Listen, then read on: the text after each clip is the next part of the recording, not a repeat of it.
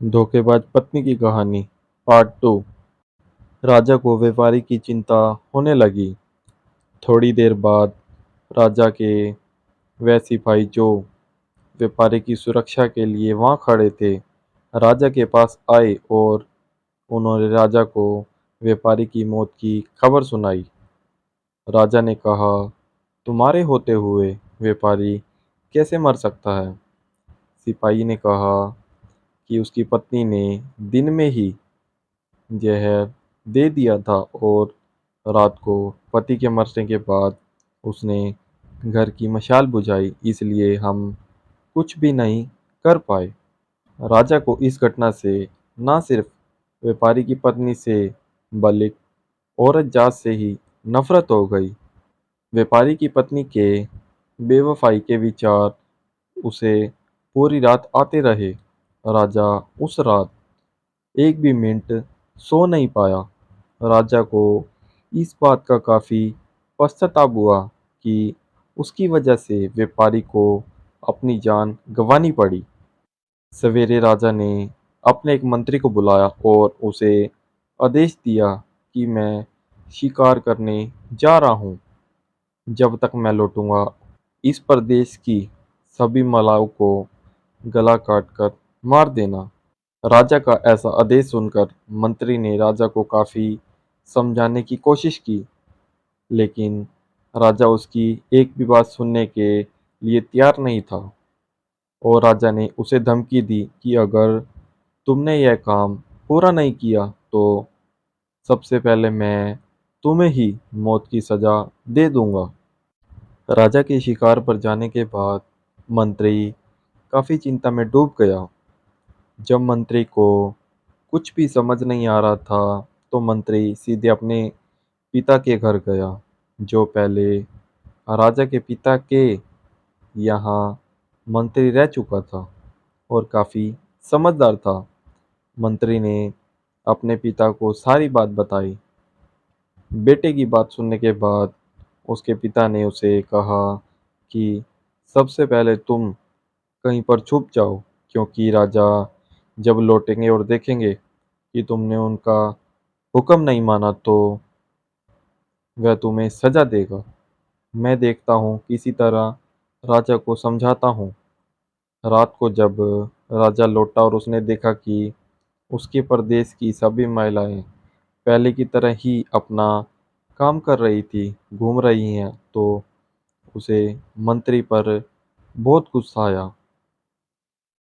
हर जगह तलाश करने के बाद जब मंत्री नहीं मिला, तो राजा सीधा मंत्री के पिता के घर जा पहुंचा।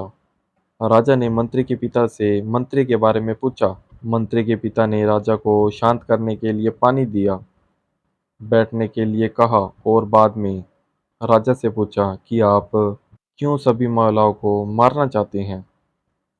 राजा ने व्यापारी वाली पूरी कहानी मंत्री के पिता को बताई।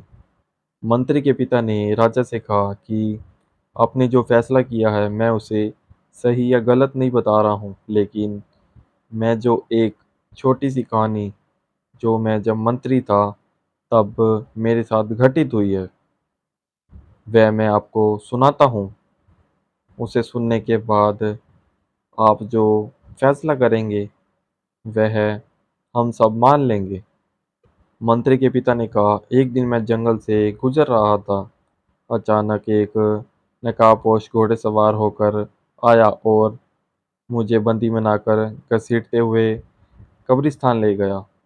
वह मुझे एक कब्र के पास लेकर आया। वहाँ पर पहले से एक कब्र खुदी हुई थी और एक सरकटा आदमी उस कब्र में था। उस नकाबपोश ने मुझे उस कब्र की मिट्टी में मुझे डालने के लिए कहा। जब मैंने कब्र को पूरी तरह मिट्टी से ढक दिया, तब उसने मुझे बाजू में एक और कब्र खोदने के लिए कहा। मुझे लगा यह दूसरी कब्र मेरे लिए ही खोदी जा रही है। कब्र पूरी तरह तैयार होने के बाद उस नकाबपोश ने अपने चेहरे से नकाब हटाया, तो मैं देखकर चौंक गया, क्योंकि वह एक बहुत ही सुंदर महिला थी। उसने मुझे कहा कि तुम डरो मत, यह कब्र तुम्हारे लिए नहीं है, बल्कि यह कब्र मेरे खुद के लिए है। अभी अभी जो तुमने इस सरकटे आदमी को दफन किया है, वह एक राजकुमार था जिसने मुझे पाने के लिए मेरे पिता की हत्या कर दी, और मैंने बदला लेने के लिए उसे मार दिया।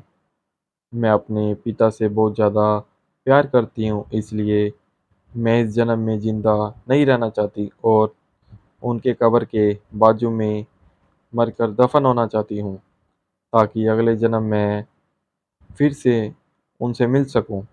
इतना कहकर उस महिला ने अपने गर्दन पर चाकू रखकर गर्दन काट ली और उस कब्र में गिर पड़ी। मेरे पास कोई दूसरा उपाय नहीं था, क्योंकि मुझे पता चल चुका था कि वह मुझे सिर्फ अपने आप को कब्र में दफन करने के लिए वहां तक लेकर आई थी। तो मैंने उसे दफन किया और अपने घर वापस लौट आया। महाराज, आपने जिस घटना को देखा है उसमें एक महिला ने धोखेबाजी की है, लेकिन मैंने जो कहानी सुनाई है, मैंने इस घटना को अनुभव किया है। उसमें एक महिला ने अपने पति के प्यार में अपनी जान दे दी। अब आप ही बताइए महाराज, अगर एक महिला बेवफा निकली तो क्या सभी महिलाएं बेवफा होंगी? एक महिला के किए की सजा सभी महिलाओं को देना क्या उचित होगा? राजा को बूढ़े मंत्री की बात अच्छी तरह से समझ आ गई और उसने सभी महिलाओं को मारने का ख्याल अपने मन से निकाल दिया।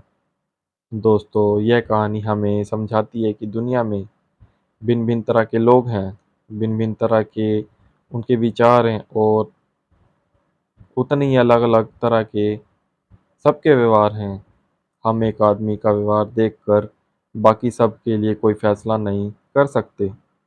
आज के दौर में यह बात बहुत अच्छे तरह से सबको समझनी चाहिए, क्योंकि आजकल ऐसा होता है कि जब कोई प्यार में धोखा खाता है तो वह सभी औरतों को या फिर सभी पुरुषों को नफरत की दृष्टि से देखने लगता है, सभी को एक ही तराजू में तोलने लगते हैं। आपके इस कहानी के बारे में क्या विचार हैं? कमेंट बॉक्स में ज़रूर बताइएगा।